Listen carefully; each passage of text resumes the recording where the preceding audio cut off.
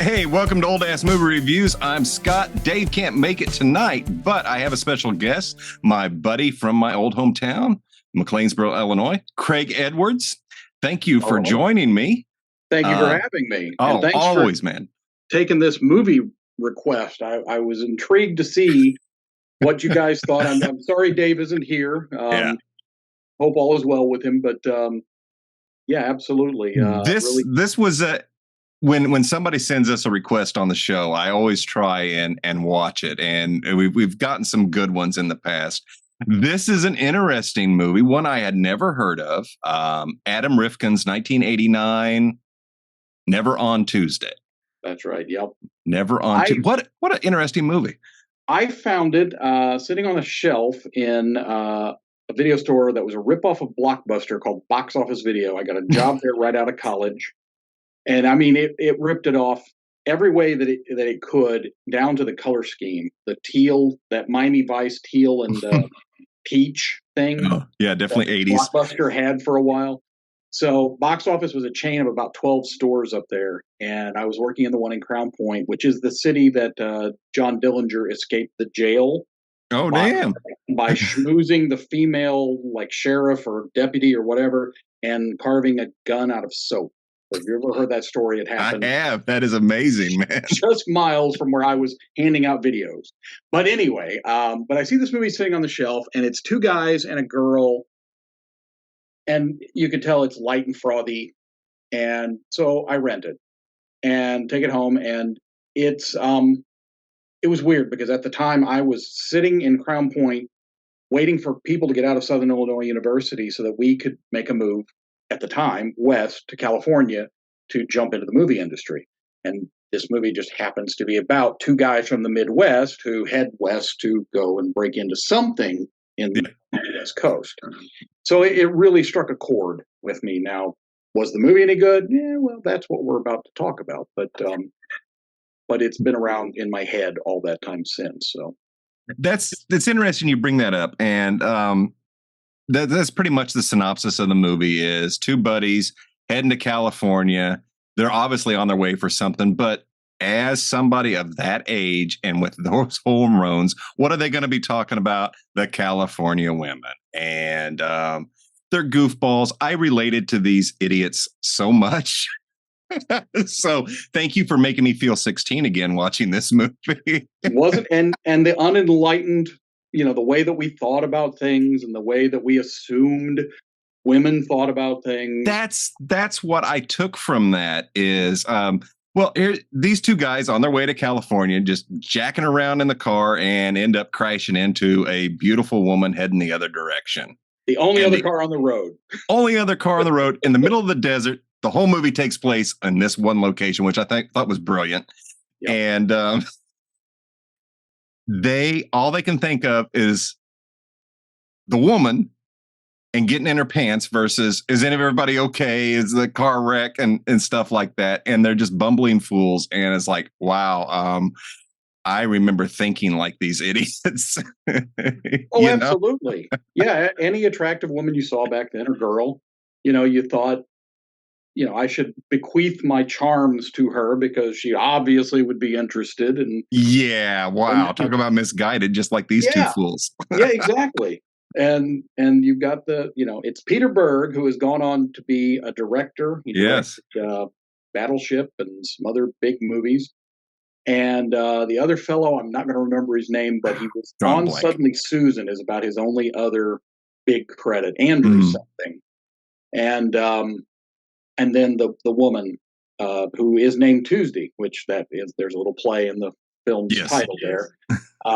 Claudia Christian, who I had already, she was part of the reason I rented it, seeing her on the box, because she had been in The Hidden.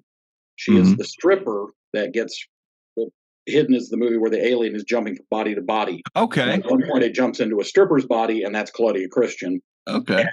And, she did one of those rare things where she played a stripper, and I don't believe she actually took her clothes off. I mean, she's up on stage at one point, but I think she gets interrupted before she gets completely naked. So she waited for this movie. She pulled off. Yeah, she pulls off, not really going full naked, even when she played a stripper. But she was certainly on my radar as a very attractive actress. She has Oh, gone on absolutely. Babylon 5, and she had a movie called Hexed, very crazy movie, That which sounds familiar. I recommend if you have not seen it. Just an absolute. I think that might have been by the guy who did Sledgehammer on TV. It is an Okay. absolutely wild film. It's got R. Lee Ermey in it and Oh, very, jeez. very gross. Yeah. So anyway, but with that cast, and then you put these guys, and I'm watching this cold, and that's how I recommended you to see it. Mhm. The box didn't say a whole lot about it on the back. Certainly didn't reveal much of anything. So that they have this wreck was unknown to me coming into the story, Mhm. and then that the film is actually it just kind of settles down, and that's what we get for the rest of the running time. A character study, really, of It these is. idiots. Yep, these idiots and this woman, and how they teach her a little bit about life, but she teaches them way more about life. And you've got fantasy sequences, you've got dreams, you've got Well, and that's one of the things that really made me feel like a teenager again is you've got this movie, you've got some dialogue, and that's one of my notes is I thought the dialogue was great. There's some really great banter in this movie. Mhm. It works well, and it just made me feel like I was back in high school, man. It felt like I was talking to my bros, and that was but yeah, it was the dream sequences and the fantasies because given a second, they're having a serious conversation. Where are the guy's brains going? Off into fantasy world. And it's like, oh my God. And now those sequences are really cool. They're very music video-esque. Yes, yeah, And very interesting. So, yeah, absolutely. Um, yeah, and then of course there are, and I hate to even spoil this, but too bad. That's what this show yeah, does. we spoil. But there are the cameos, and again, Oh, those are dude. total surprises. Now, I got to ask, did you manage to not know about them until they happened? I only knew about one cameo, and that Okay, was Nicolas Cage when I was trying to find this movie. okay, And this is a hard one to find, folks. But it is. when I was looking for it, I found clips of Nicolas Cage with the fake nose. I I am. I refused to watch because I was like, okay, wait. So Nicolas Cage is going to show up, and oh my god, when he showed up, dude, I almost died. I was like, what the hell was that? Yeah, I mean, I have no idea if those were written in the script like that, and the actors just showed up and were jumping in. But it feels more like they just said, go in the makeup trailer, do something, come back here and do something. Especially Judd Nelson. Yes. What the hell was that? That performance. And then, Gilbert's the Oh first, god, and that was great, dude.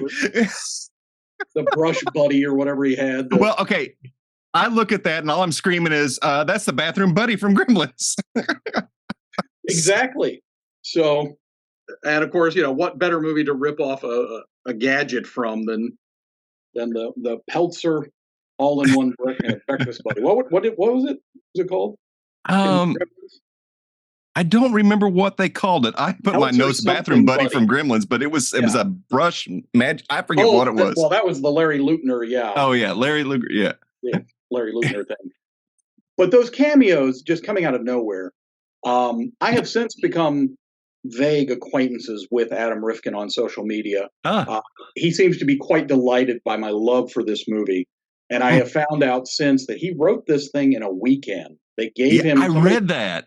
Yeah, they gave him the wherewithal to, you got to come up with something over the weekend and you can start shooting Monday.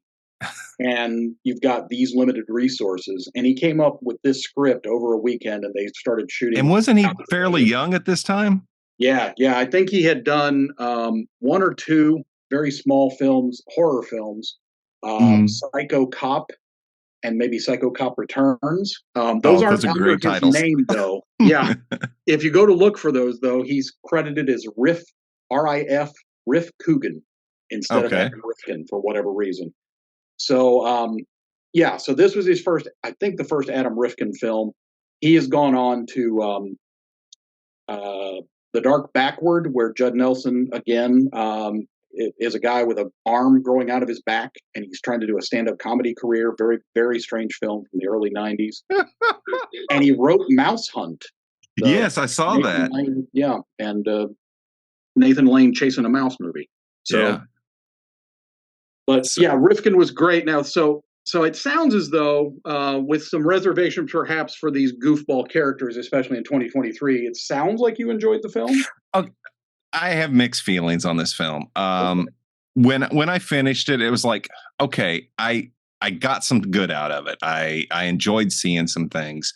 And then I read about Adam Rifkin and how fast he had to write it and how early in his career this was. And that takes all of that away.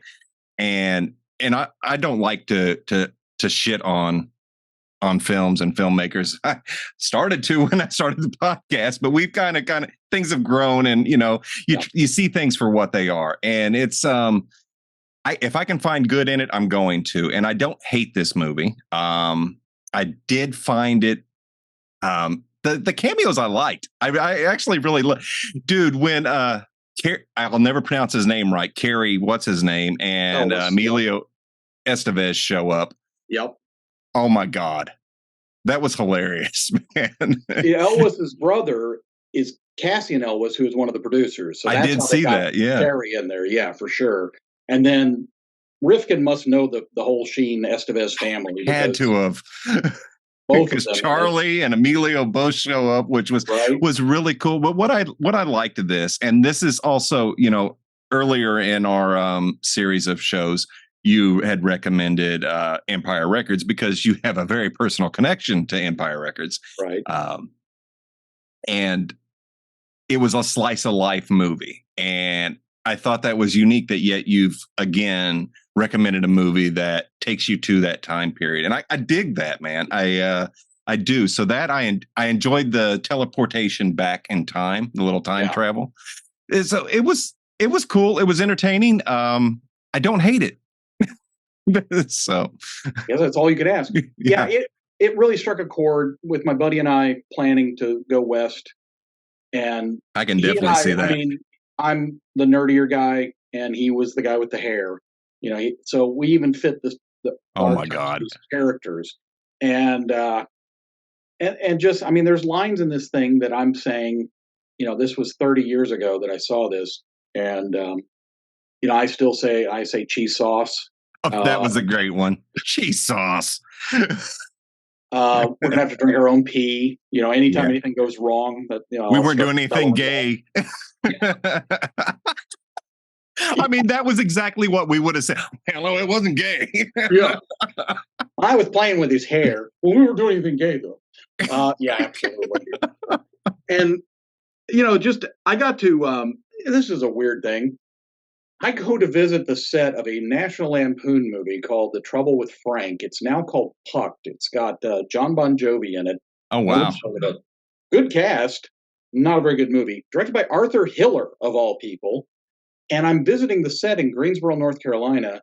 And the female lead, I'm never going to remember her name, but she was dating Peter Berg. So Peter Berg is there watching them film. So I got to go and have a chat with him about this film, and he seemed absolutely delighted that somebody. Oh, do tell! And was like, "Oh, I can't believe we did that out in the desert. It was so much fun. We shot it so quick." And he just was knocked out that somebody walked up and said, "I'm a big fan of Never on Tuesday." So much like awesome. Rifkin is now, every time I say anything about it, I'll tag him, and then he starts tagging all the producers and stuff, and goes, "Look, somebody likes this movie." It's never been released on disc.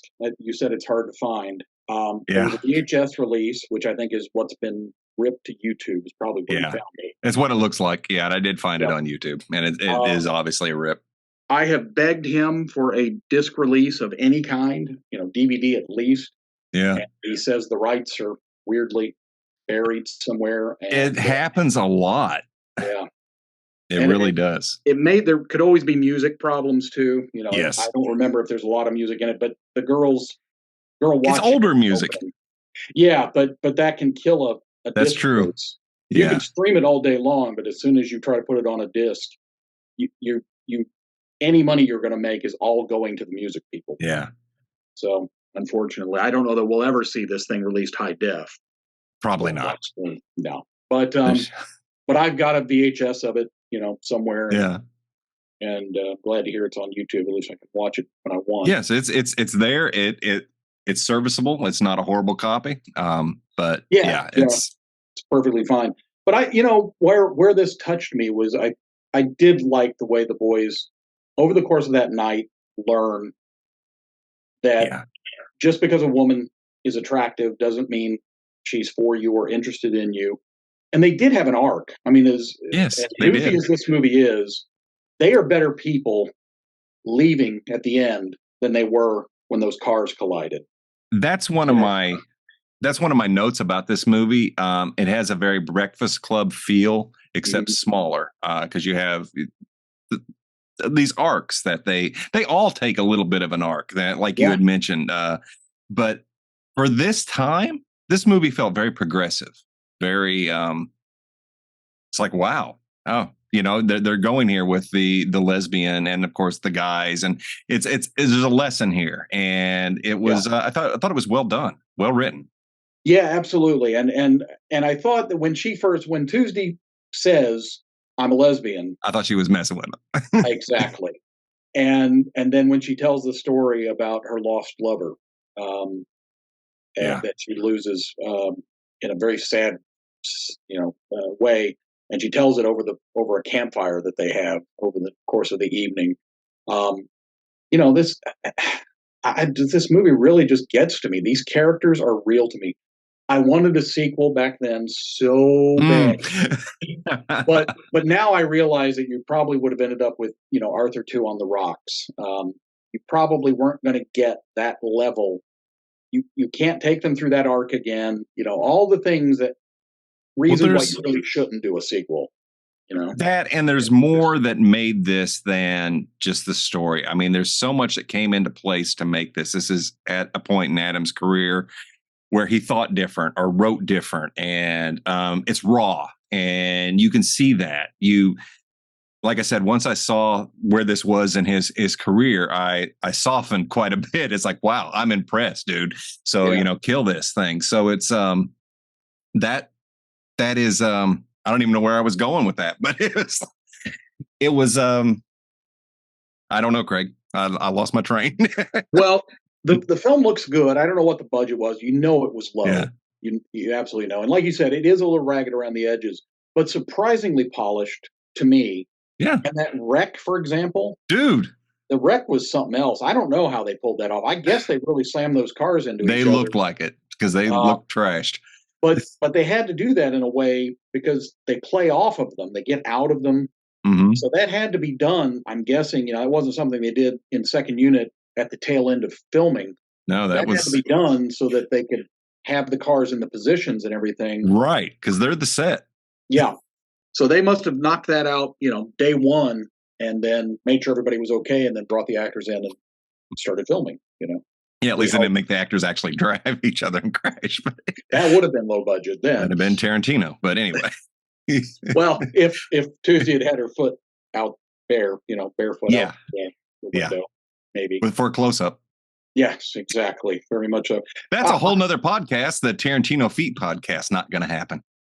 No, but I am going to say, though, that I figured that out on my own pre-internet watching Grindhouse and Death Proof. That was when I finally figured it out for myself. Kill Bill is where I got it. It's like, why are we looking at Uma's foot this long? Yeah. So, but that is, I think you could get an entire podcast out of that, but it's not this one. So, I'll have to talk to Dave. So, no, I'm not a foot person. I'm not doing a foot podcast. So I was doing a movie review newsletter. I was hand typing back then when this thing. Oh, wow, dude. And I was sending it out to friends all over Southern Illinois. And I actually challenged them. I said, somebody find this thing and watch it. And if you send me back 4 of the 5 cameos, tell me who 4 of the 5 cameos. And of course, this is 90, so there is no internet. You're not looking at nothing at it. You're gonna have to see watch the movie. Exactly. Then I had some swag I was going to give them. I don't remember what I had, but nobody took me up on it. I don't know that any of my friends actually watched it. So you may be the first person from Southern Illinois that I actually got to watch this film. But there you go. Greg, I will watch damn near anything. If I can sit through the Star Wars holiday special, I can watch anything. So there were two kids in the family, my their nephews-ish, they're on my wife's side, and they came down and they were just little terrors. And I said, let's watch something. What do you guys like to watch? And they said, Star Wars. These are like 3 and 4 year olds. I mean, little kids. I'm like, I have Star Wars you've never seen. And they said, oh no way, we've seen everything. Didn't. And I'm like, no, I've got it. And I went and dragged out my rip of that show and put it on. And they lasted about, a half hour. And they were dying. They were, I mean, I looked over at them and you could see their brains oozing out of their ears. They couldn't take it.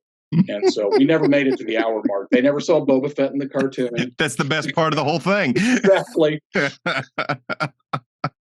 I'll whip that sucker out in a heartbeat if you start, talking to me about Star Wars somebody's not seen. Yeah, there's a statement that needs to be put in context. So, I'll just whip it out in a second. You talk to me about Star Wars. So 100 and whatever you guys are up to, 160 or something now? I mean, 150 something. Okay, I know you're getting close to 160. Yeah. So is the Star Wars Holiday Special? I mean, spoiler it's in there. Me, it is in there. Is it the worst? Is it the worst? So far. So far, it is the worst we've reviewed. We keep looking. Yep. There have been some contenders, but none have dethroned it. The closest was Night of 1,000 Cats. Yeah, I saw that on VHS. I'm sorry. That is a close second. So was I. That is if you haven't heard our podcast on it, that's where David says he almost walked out during the credits and then realized he was in his own house. So yeah, I do remember that. At the beginning sequence. Yeah. Well, now I'm feeling like I'm going to have to challenge you guys. I want something to dethrone Star Wars Holiday Special. So we'll talk off camera later. We have seen some shit, and it still hasn't hit it, man. Well, I'm up to I don't know. I just watched The Blob. You guys reviewed The Blob, so I'm love The Blob. 70s. Love The Blob. I'm about 100 episodes back, unfortunately. Yeah. But I'm working my way through. Thank you. And we do appreciate it very much. Absolutely. So. It's been wild to watch how you guys have evolved the show. I like the opening where now in the episodes I'm in right now, you guys kind of just chat for a while. And then you officially kind of start the review ways into the show. We kind of leave from that and come back. And it's one of those things that we found when we started this. We didn't know what the hell we were doing. We just figured eventually we're going to get into a groove. And now we do. We just kind of chat a little bit and talk about a movie. And sometimes it'll be a 20-minute podcast. Sometimes it'll be an hour and a half. And I apologize for those.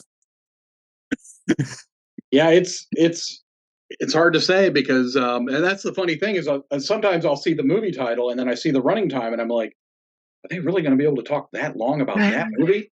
And then it turns out that actually half of it is you guys just chatting. It's probably about Star Wars or Star Trek. Yeah. Little Doctor Who, something. And then 20 minutes left to go, you guys go, oh yeah, the movie. And you actually then the movie. Yeah. And you give it about, the 20 minutes is, yes, that's exactly what that movie deserves. But so guys, if you're not watching this show regularly, do, because it's a lot of fun. Thank you. Going back to Never on Tuesday though. Yes. So Claudia Christian, is she attractive to you? Absolutely. Yeah. Well, I mean, I have hold on. I've got a pulse. Yes. Okay, good. All right. Yeah. Yeah. I mean, Berg's a decent looking guy. The other guy's the nerdy ones, but she, she is smoking hot, and smoking hot in this movie too. I could not. There's no cast, no other 3 actors from that time that I would replace, these guys with. I think the performances are all pretty good. The Andrew guy is the least polished, but he's got a lot of energy, and I think that overcomes that he's not quite as talented as the other 2.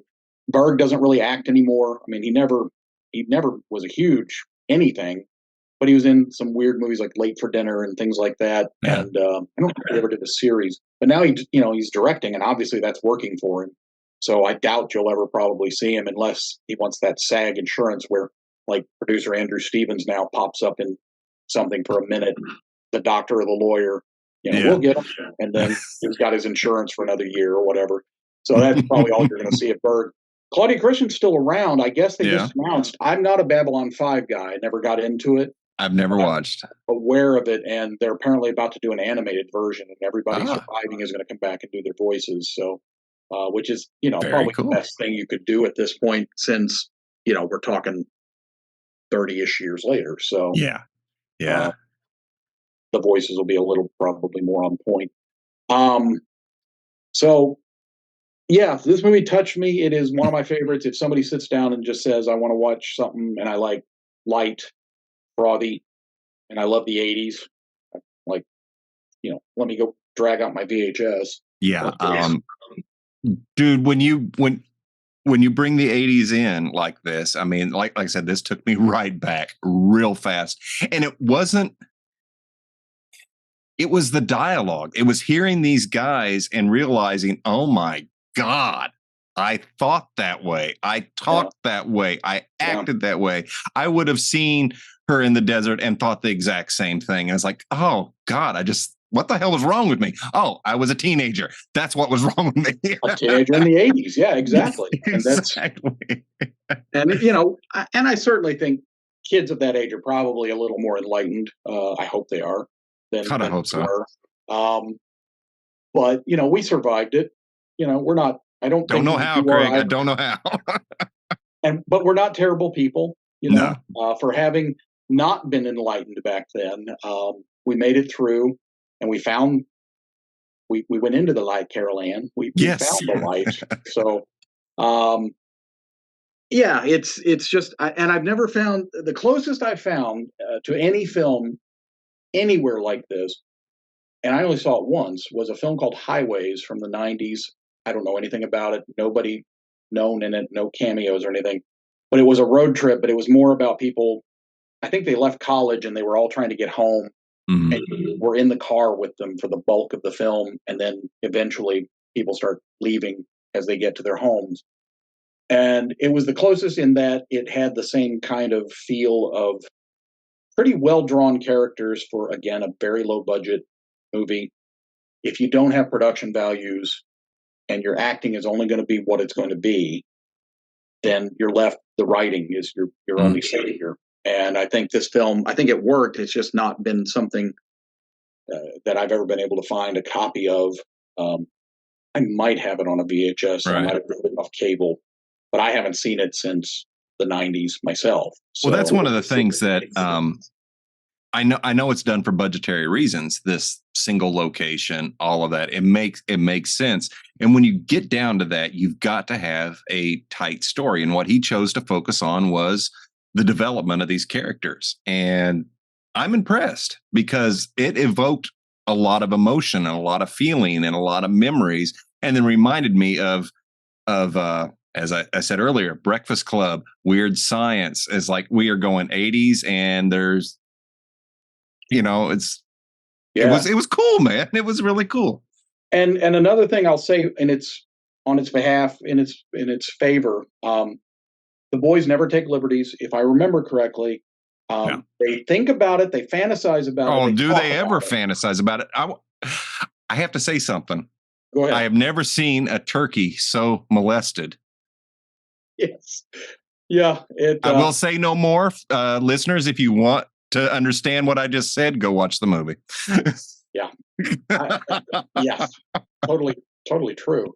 But they don't, I don't think any of them, I mean, they go in to kiss her from the side that one time, and she dodges them and they end up kissing each other, which just turns into a slapstick bit. But past that, there are no other, I mean, they don't crawl up beside her in her sleeping bag, or, they don't touch her inappropriately. They don't hit on her in a way that you can't watch it now and enjoy it. Right. Yeah. So I don't think it's problematic, despite the fact that these guys are idiots about women. Mm-hmm. I think that Rifkin managed to keep it on the right side of things. Well, he did a good point or, I don't know. Did it, when you saw it back then, did it play off that they were idiots? Or is it just Yeah. more okay? Because Yeah.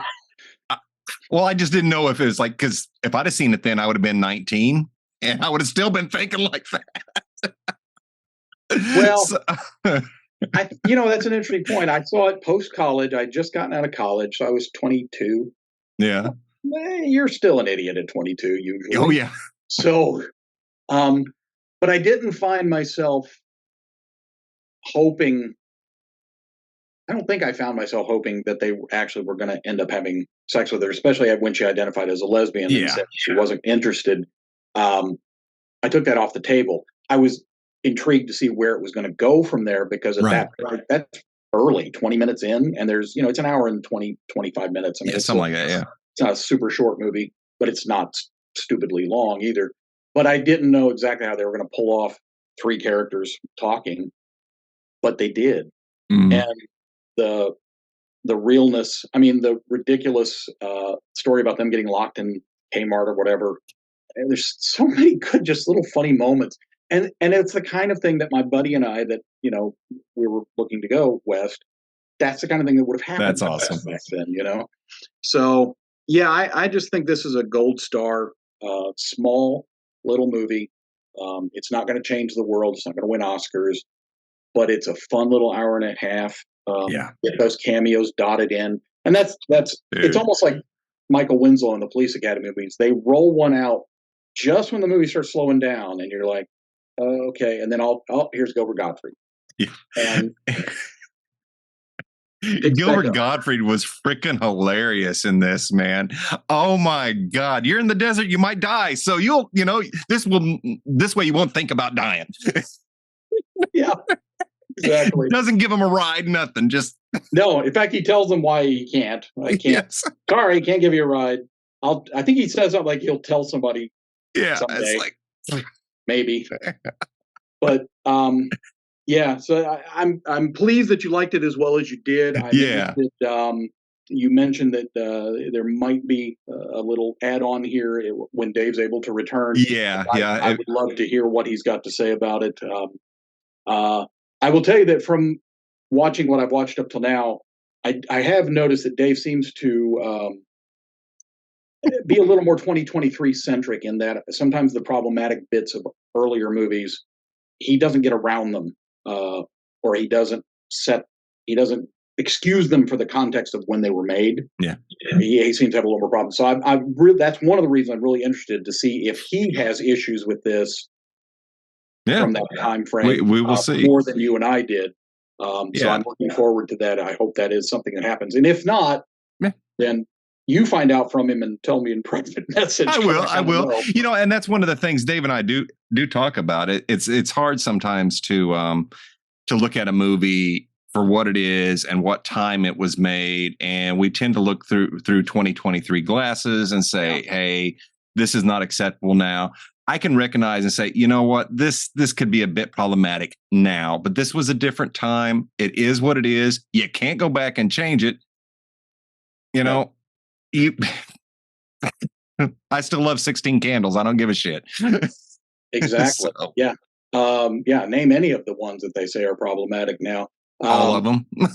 Went to that screening of Better Off Dead in Savannah with the cast and crew, and there are things in it that my alarm will go off. I have not seen it since it first came out. I need to really go back and watch it.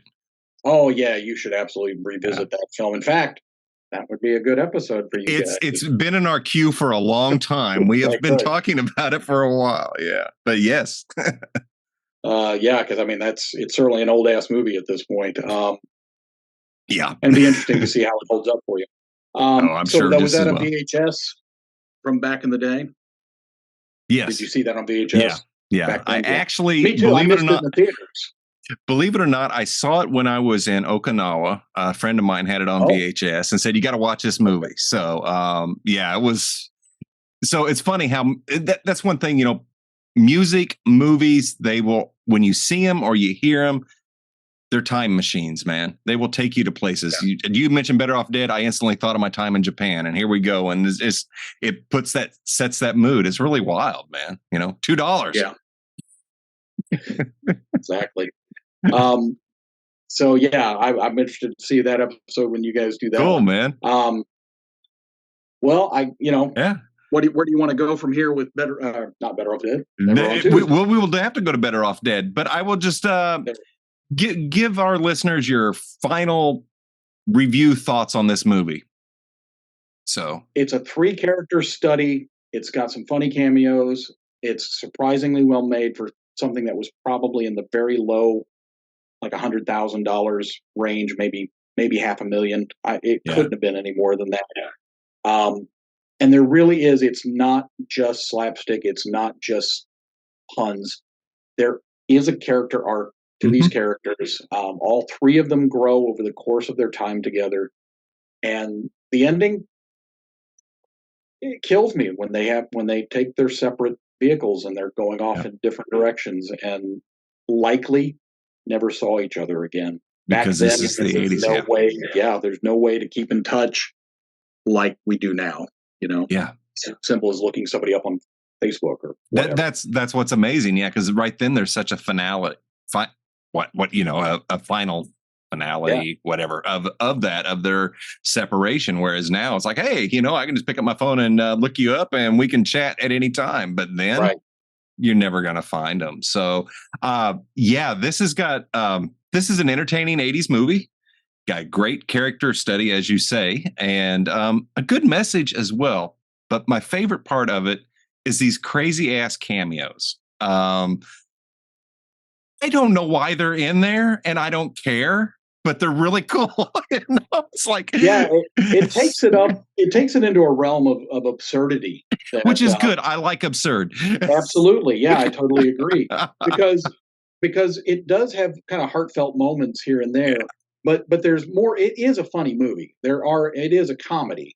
I'm just impressed that they were able to sprinkle some heartfelt moments in. Yeah. But then you have these just brilliant. And like I said, I have no idea if they were scripted or if they came up with them on the set when the people arrived. But Rifkin was calling in every favor, obviously, that he could. And obviously he and Judd Nelson got along very well because they did that film The Dark Backward together after this. Right. So yeah, absolutely. It's worth going to YouTube. I'm not a big watch stuff on YouTube guy because usually there's a valid release out there somewhere that you should invest money in some way. But this movie, I mean, Rifkin himself has said, it's not likely to be coming out any which way. They're not getting anything. You're not hurting them by watching it on YouTube. So if this chat Scott and I have had makes you interested in that film, by all means, please do. Yeah, absolutely.